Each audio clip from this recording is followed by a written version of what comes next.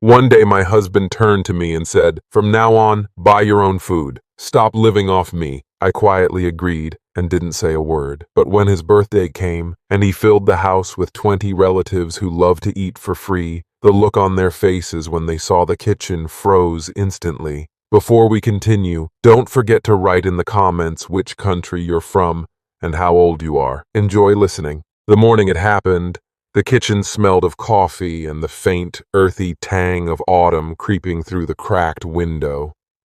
Sunlight spilled across the oak table, its surface scarred from years of family life, crayon marks from Emma's toddler years, a burn from a misplaced casserole dish, a nick from the time I'd chopped onions too quickly during a Christmas rush.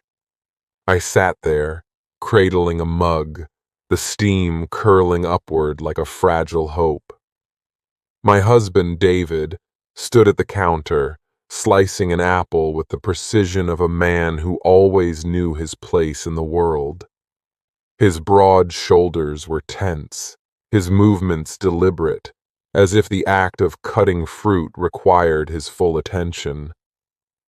"From now on, buy your own food," he said, his voice sharp, slicing through the quiet. "Stop living off me." The words hit like a physical blow, stealing my breath.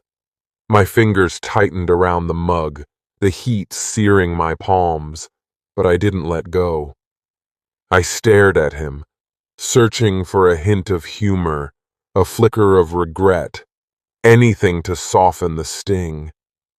But his eyes stayed fixed on the apple, his jaw set, as if he hadn't just shattered the fragile balance of our 12-year marriage.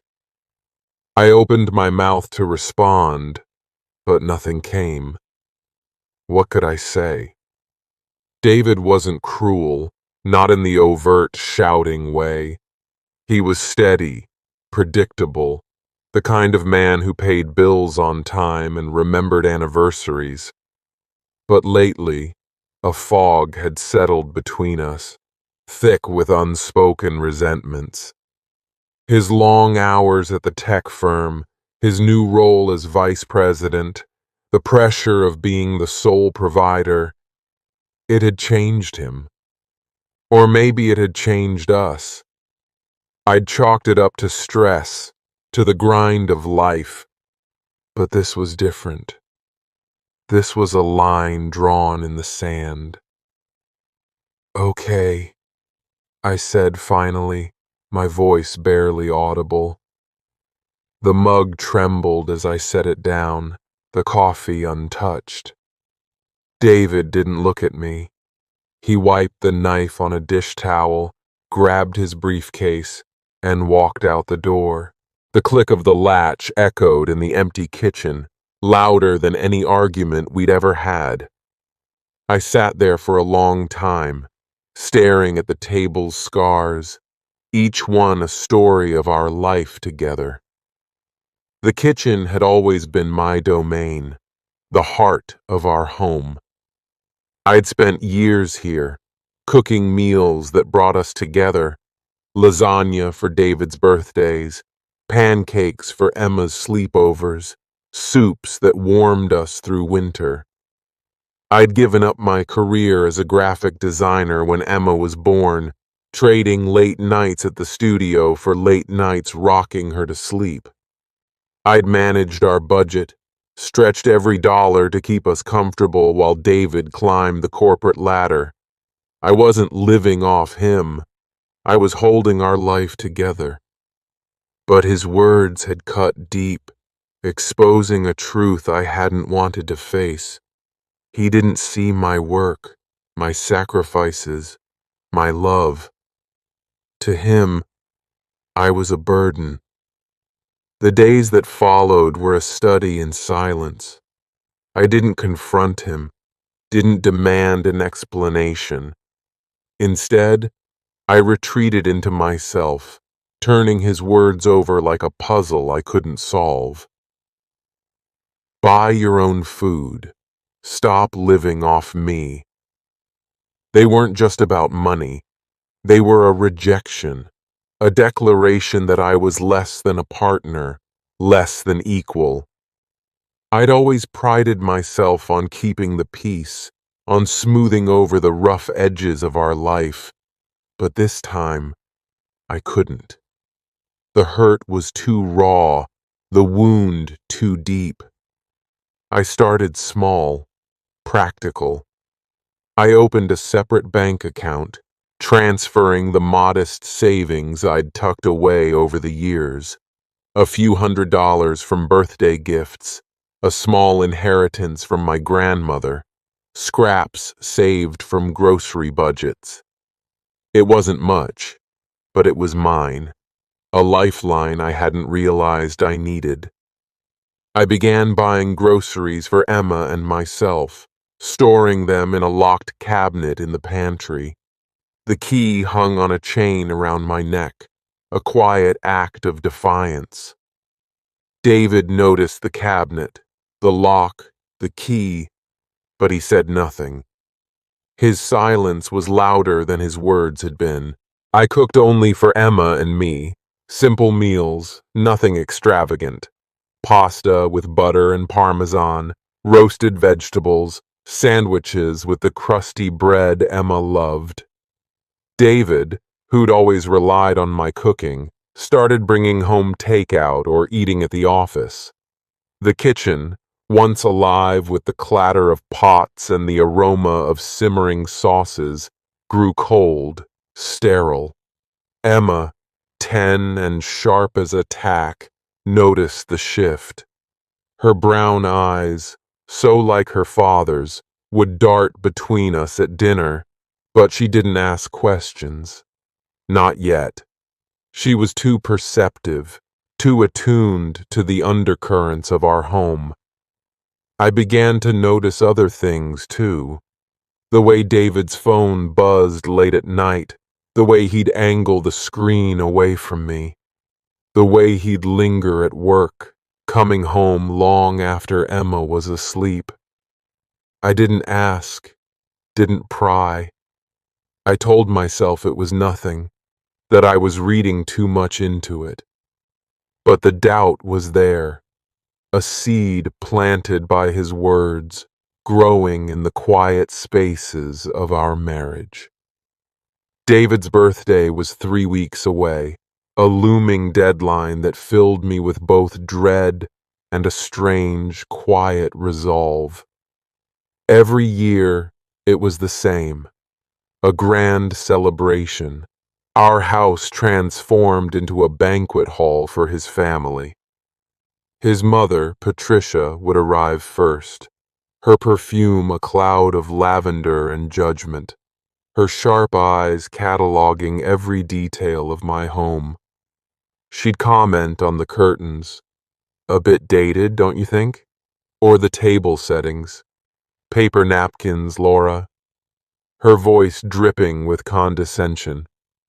David's brothers, Tom and Mike, would follow with their wives, Sarah and Lisa, and their kids, a total of 20 relatives who descended like a flock of hungry birds, eating everything in sight and leaving a trail of dishes, crumbs, and complaints.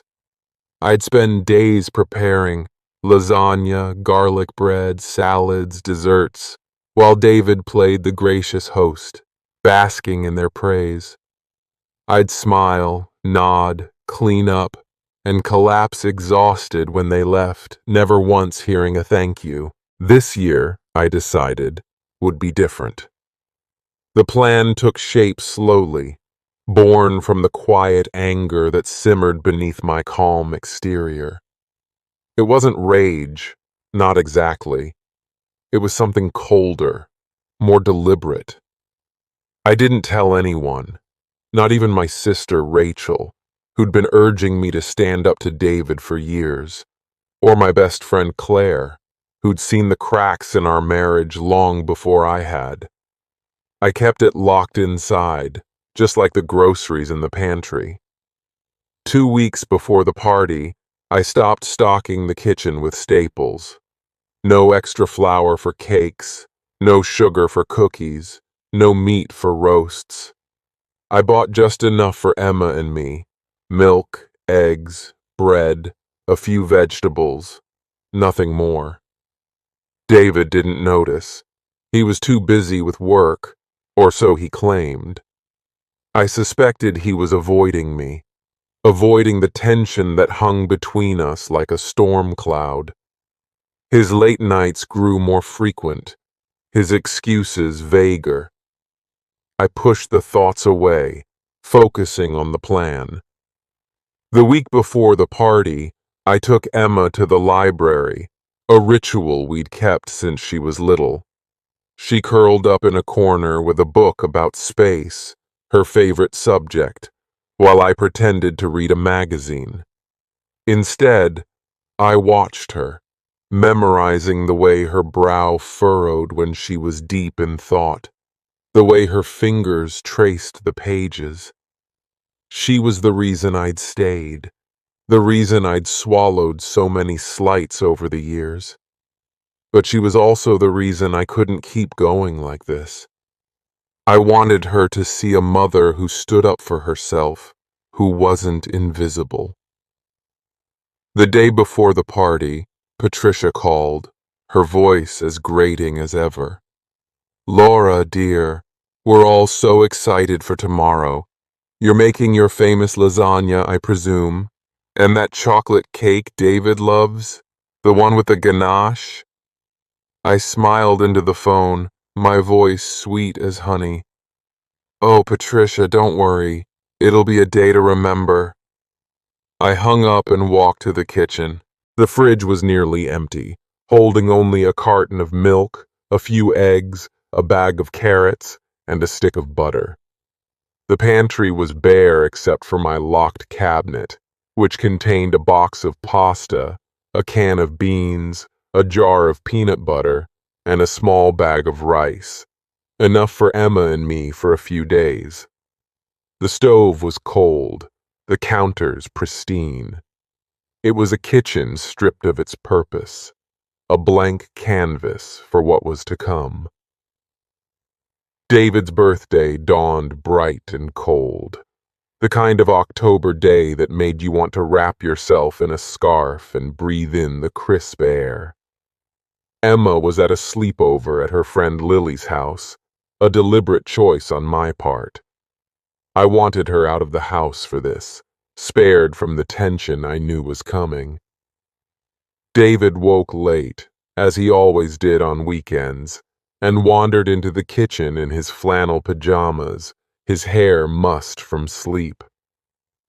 "Where's the coffee?" he asked, frowning at the empty pot. "Out," I said simply, sipping my own cup. I'd brewed just enough for myself, the last of the beans I'd bought with my own money. He grumbled, rubbing his eyes. "The family's coming at 3. You've got everything ready, right?" I nodded, my face a mask of calm. "Everything's taken care of?" He didn't ask what that meant. He never did. By 2 o'clock, the house was spotless. I'd vacuumed the living room, dusted the shelves, set out extra chairs in the dining room.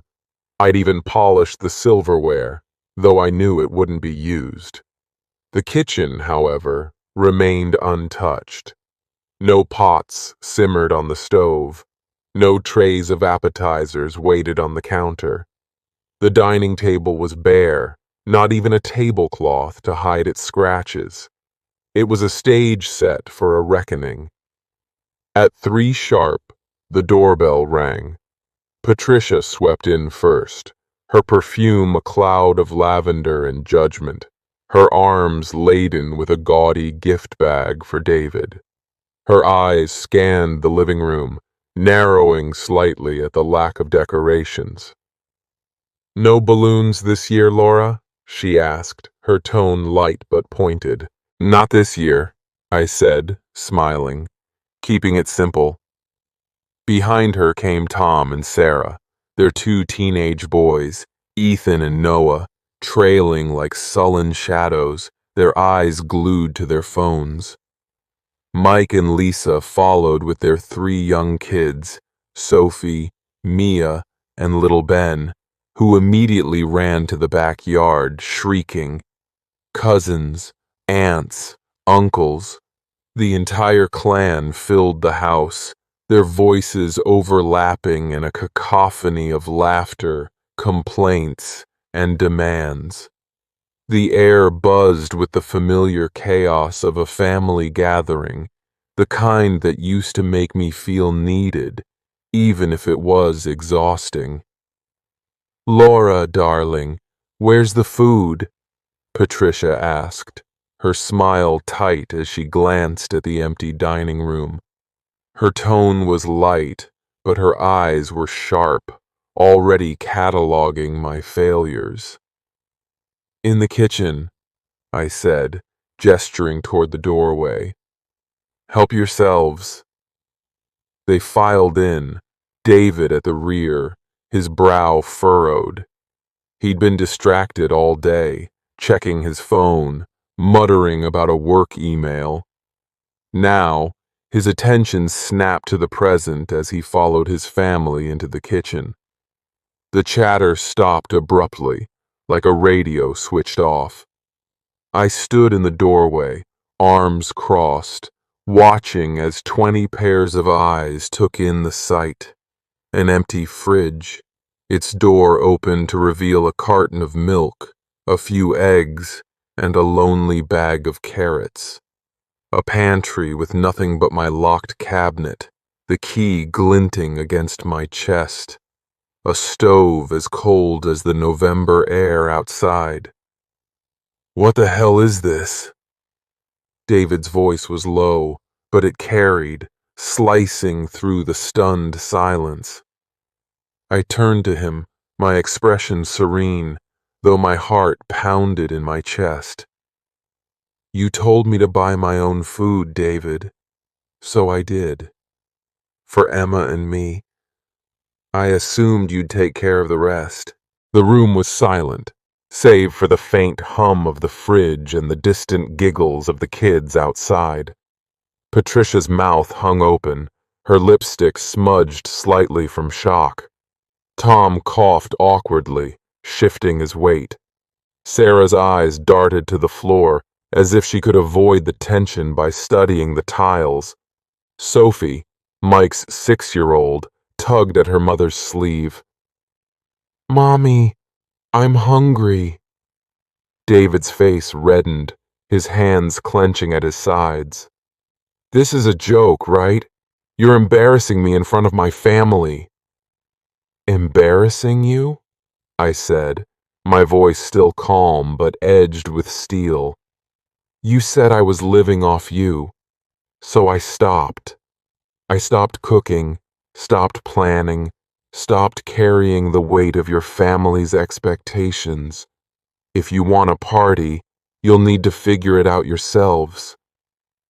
The silence stretched, heavy and suffocating. Patricia recovered first, her voice shrill. "Laura, this is unacceptable. You can't invite us here and not feed us." "I didn't invite you," I said, meeting her gaze. "David did. This is his party." All eyes turned to David, who stood frozen, his hands still clenched, his face a mix of anger and something else, something that looked like fear. For the first time in years, he looked small, stripped of the confidence he wore like armor. Mike, ever the peacemaker, stepped forward, his phone already in hand. "Okay, let's just order some pizzas. No big deal." "No," I said, my voice firm, cutting through the room like a whip.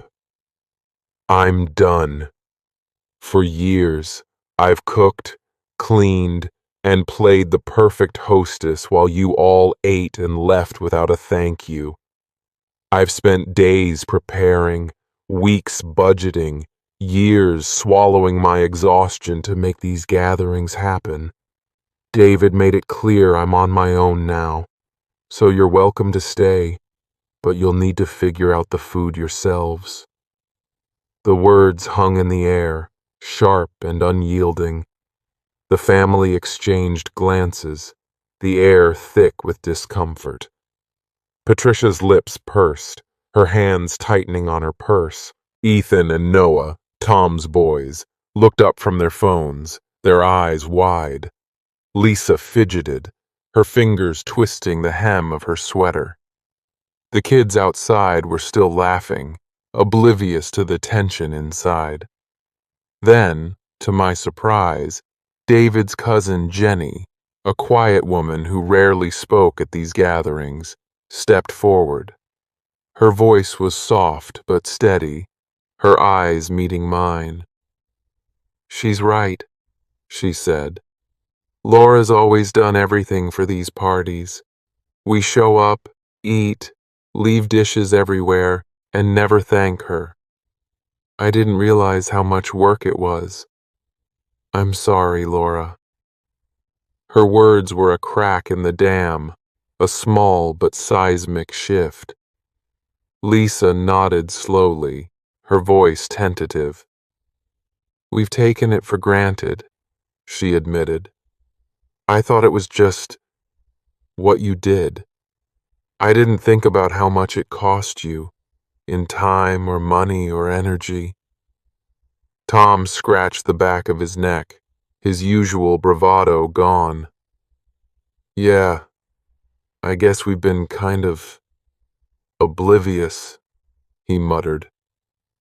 Patricia huffed, her arms crossing tightly. "This is still no way to treat family," she said, but her voice lacked its usual authority. Even she couldn't deny the truth in the room. David, however, wasn't ready to back down. He stepped closer, his voice low, meant for me alone. "This was petty, Laura. You didn't have to do this." I met his gaze, unflinching. Was it petty? Or was it just me listening to you for once? You drew a line, David. I'm just standing on my side of it. He didn't answer. His jaw tightened, and he turned away, joining Mike at the counter as they scrolled through pizza delivery options. The family scrambled to fill the void, their voices rising in a nervous hum. Tom offered to run to the store for drinks and snacks. Sarah corralled the kids, assigning them tasks like setting out paper plates. Even Patricia, after a few more grumbles, pulled out a bag of chips she'd brought as a backup and set them on the counter. I stayed in the kitchen, leaning against the counter, watching it all unfold. It wasn't triumph I felt. Not yet. It was something quieter, something like relief. For the first time in years, I wasn't the one running the show. I wasn't invisible. The rest of the day was a blur of makeshift solutions. Pizzas arrived, hot and greasy, the boxes piling up on the dining table. Tom returned with soda, chips, and a questionable selection of store-bought cookies. The kids devoured everything, their laughter filling the house. The adults ate in awkward silence at first, but as the evening wore on, the tension eased. Stories were shared, jokes told, the chaos of a family gathering taking over. It wasn't my usual spread of lasagna and chocolate cake, but it was enough. I didn't lift a finger.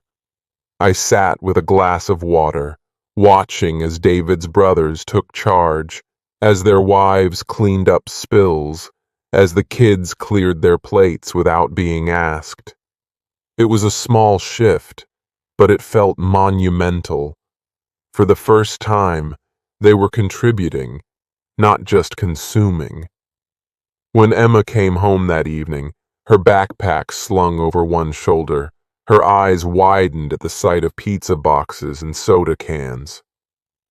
"Mom, "What happened to the big dinner?" she asked, her voice curious but not accusing.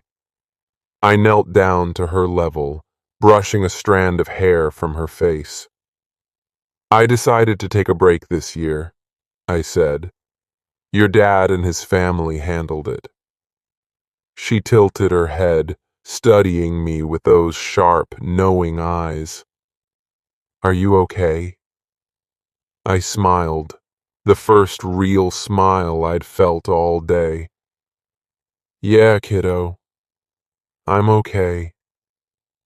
That night, after the family left, earlier than usual, with awkward goodbyes and a few murmured thank yous, David and I sat in the living room.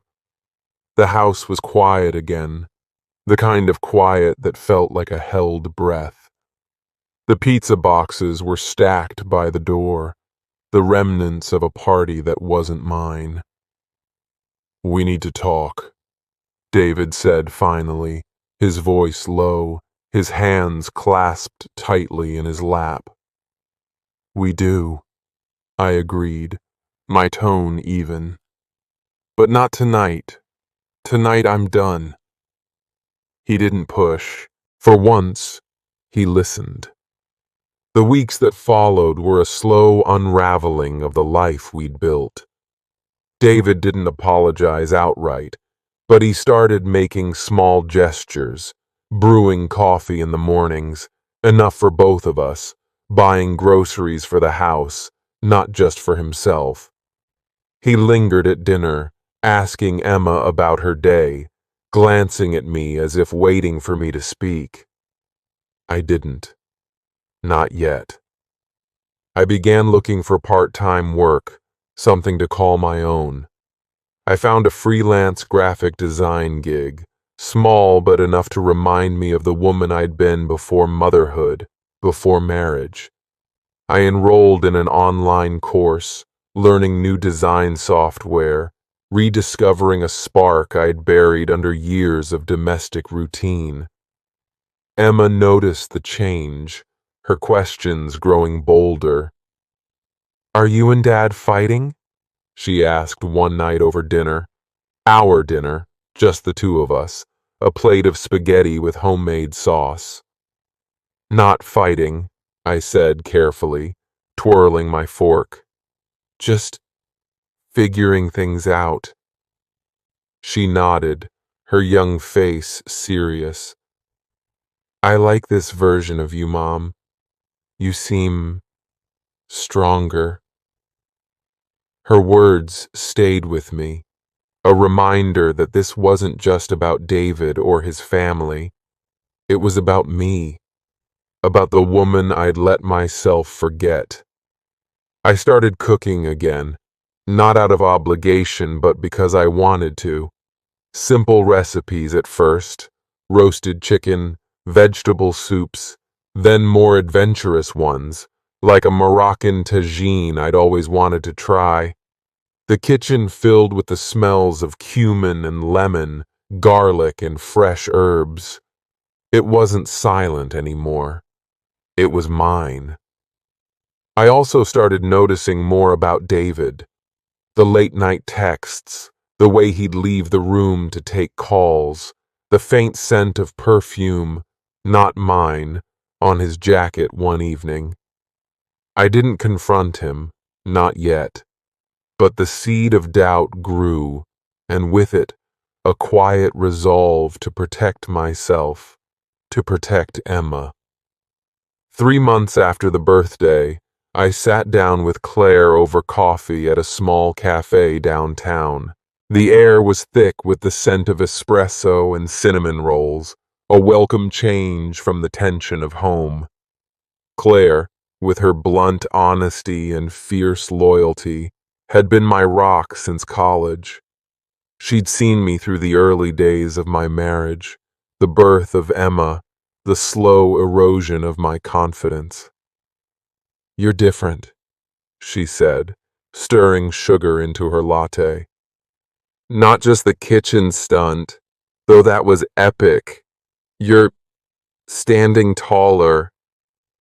I laughed, a sound that felt foreign but good. I don't know about that, but I'm done being invisible. She leaned forward, her eyes serious. What's next, Laura? You can't just keep living like this, with him acting like you're a roommate he resents. I sipped my coffee, letting the warmth ground me. I'm figuring it out. I've got the freelance gig, the course. I'm saving money. If things don't change. Claire nodded, understanding. You're preparing. Good. You deserve more than this. That conversation stayed with me, a turning point. I began setting boundaries, small but firm. I stopped doing David's laundry, letting his shirts pile up until he noticed. I left his work emails unanswered when he asked me to just take care of it. I started saying no, and each time, it felt like reclaiming a piece of myself. A year later, David's birthday came around again. This time, we planned it together. Not a feast, not a performance, but a small gathering. Emma, a few close friends, and us. I made lasagna, but David helped chop vegetables, his hands clumsy but earnest. Emma set the table, humming a song from her school choir. The house was warm again, not with obligation, but with something new, something tentative, like a seedling breaking through soil. The family noticed the change at the next gathering. Patricia was quieter, her expectations tempered. Tom and Mike brought dishes to share, a casserole, a tray of brownies, small gestures that spoke volumes. The kids said thank you without prompting, their plates cleared before they ran to play. It wasn't perfect, but it was progress. As for David and me, we were still navigating the fog, but the ship felt steadier. We talked more, not just about logistics, but about us, our fears, our hopes, the things we'd let slip away. I confronted him about the late-night texts, the perfume, the distance. He denied an affair, but his eyes betrayed a guilt I couldn't ignore. We started counseling, a step I hadn't expected him to agree to. It was slow, painful, but it was a start. The kitchen, once a battleground, became a place of possibility again. I cooked for the joy of it, for Emma's laughter as she licked batter from a spoon, for the quiet moments when David and I shared a meal and actually talked. It wasn't a fairy tale ending, but it was real. And for the first time in years, I felt like I was home, not just in the kitchen, but in myself.